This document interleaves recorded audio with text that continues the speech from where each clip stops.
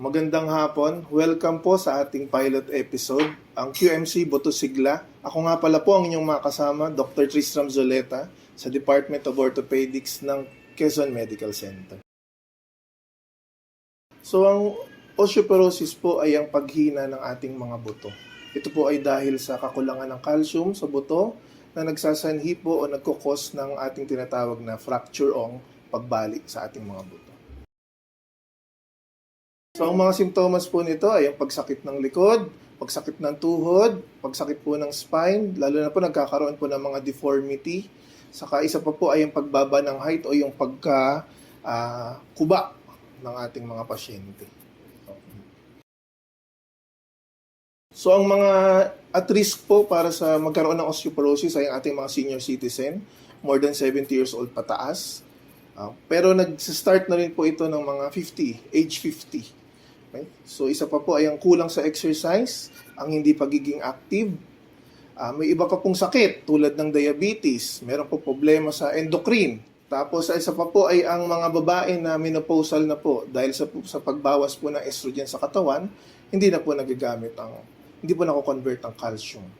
So, isa pa po na pinagbabawal ay ang bisyo, ang pag-inom at paniganigarilyo, ang may family history ng osteoporosis, at isa pa po ang pinaka-importante ay ang mababang diet ng calcium at vitamin D sa pagkain.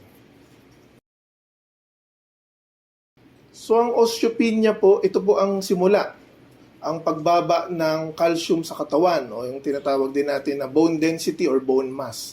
So bumababa po ito po ay pag hindi naagapan kaagad, ito po ay nagli-lead sa ating tinatawag na osteoporosis. So meron po tayong mga test na pwedeng gawin. Isa po dito yung bone density scan. Ito po yung isa-scan ng ating buto para malaman po kung gaano nakababa ang bone density natin, ang density ng buto o yung mass sa buto. Isa pa po ay pwede rin po natin ipa-x-ray para makita natin kung manipis na po ang ating buto sa katawan. So ang normal po natin na bone density ay nasa 0. So pag nasa negative ka na, negative 1 to 1.5, ito na po ang kinaklasify natin as osteopenic. Okay?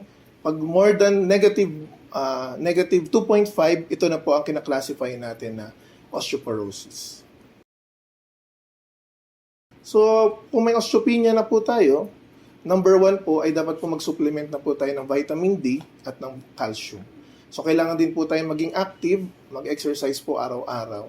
At isa po ay ang pagkaroon ng weight loss para hindi rin po maka-apekto sa ating buto. Hindi pwede po siyang hindi tumuloy, basta maagapan po natin siya, makapag-vitamins tayo at madagdagan ng calcium sa diet natin o sa ating kinakain. Kung meron na po tayong osteoporosis, number 1, kailangan din po natin mag-supplement. Vitamin D, vitamin D3, saka ng calcium. Meron po itong iniinom, saka meron pong ini-inject.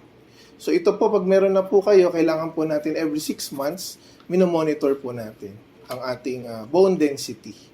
Okay, isa pa po ay ang exercise pa rin, pagiging active, saka para kung meron na rin po tayong osteoporosis, ibig sabihin po, mahina na po ang buto natin sa katawan.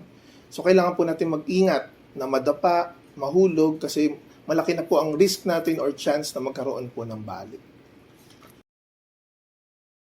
So, ganun po katulad kanina. So, number 1 po talaga, kailangan maging active tayo. Kailangan mag-exercise. Hindi lang po yung nakaupo lang, nakahiga. Para po yung buto natin, tumitigas po. Number 2, yung supplement po. Pwede po tayo uminom ng gatas. Pwede po tayo uminom ng mga vitamins na rich in calcium and vitamin D.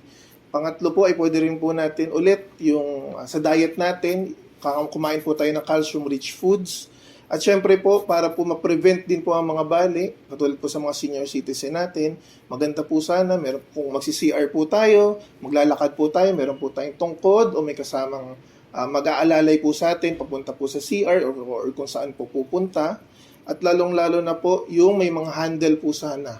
Para kung sakaling madulas, mahulog, meron po tayong kakapitan. Hindi po tayo mahuhulog or madadapa agad-agad. So, usually naman po, pag meron tayong mga osteoporosis or osteopenia, hindi po kaagad nalalaman kasi hindi naman siya ganun lumalabas yung simptomas. So, ang usually kino-complain ng ating mga patient, kino-complain is yung pain. Sumasakit ang likod, parang masakit ang buto, masakit ang kasukasuan.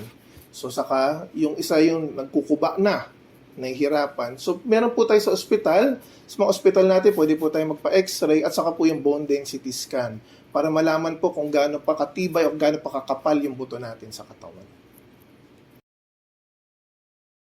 Sa arthritis naman po ay makikita rin naman po sa x-ray. So usually po kasi ang arthritis, dun po siya sa ating mga joints. Iba po siya. So minsan, kahit masakit yung joints natin, hindi agad-agad ibig sabihin meron na po kayong osteoporosis. Pero pag x-ray po kasi natin, makikita natin na numinipis na po yung buto. Doon po natin masasabi na meron po tayong osteoporosis or starting na po siya yung tinatawag nating osteopenia.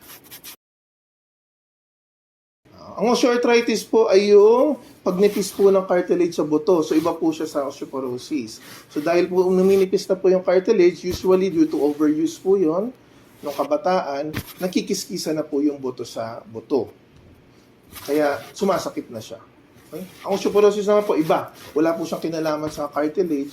Sa ano lang po siya, sa bone density o yung bone mass natin, kung gaano kakapal yung buto mo. Okay?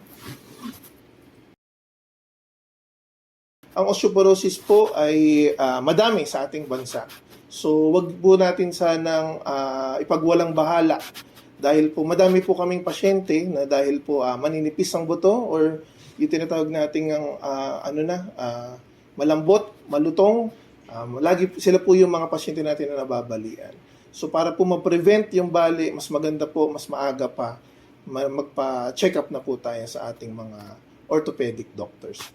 So, importante po talaga na alagaan ng ating katawan, ang ating buto, para po maiwasan magkaroon ng bali at magkaroon pa po ng ibang problema. Kung meron po kayong nararamdaman na masakit sa katawan at sa tingin nyo ay meron po kayong osteoporosis, pwede po kayong pumunta sa pinakamalapit na ospital or clinic na merong mga orthopedic na doktor para po mapagawan po kayo ng mga laboratory o yung mga test natin para malaman po kung meron po kayo osteopenia. Dito po sa Quezon Medical Center, meron po tayo dito. Anytime po pwede po kayong pumunta.